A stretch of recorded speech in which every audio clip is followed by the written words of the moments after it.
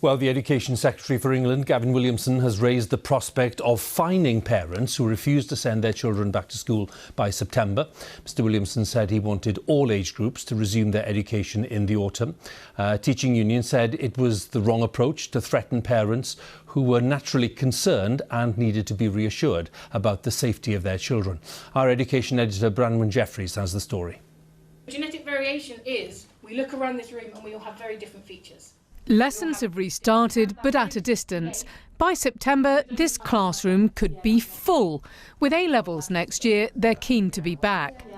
I would want to be back in September as long as it's deemed to be safe, but there's always going to be some risk. I feel like if it does keep on missing out, it's going to be so hard to then get back on track and make sure we get the grades that we need for universities.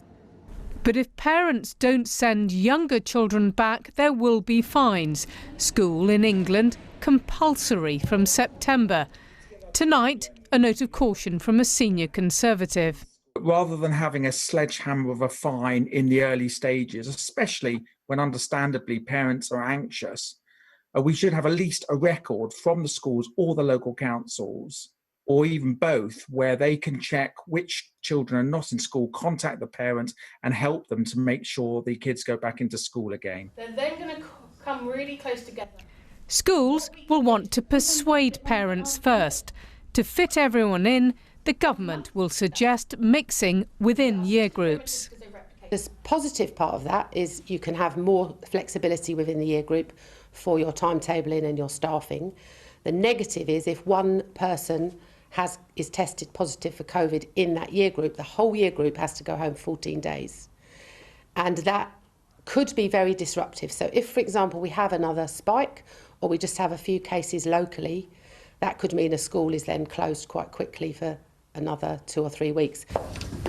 And across the almost 30 schools she looks after, teenagers may sit fewer GCSEs.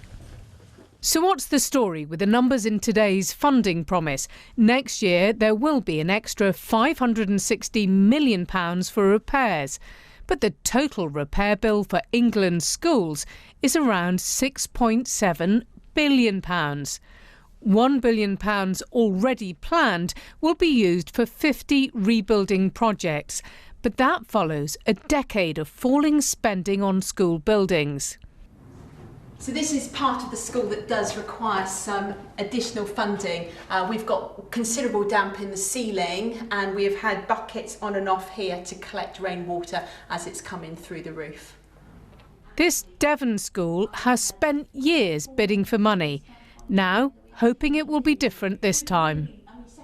What we really would like to see, I think, within our schools is some sort of system whereby schools are audited according to their need for capital investment and that money invested where there is the most urgent need.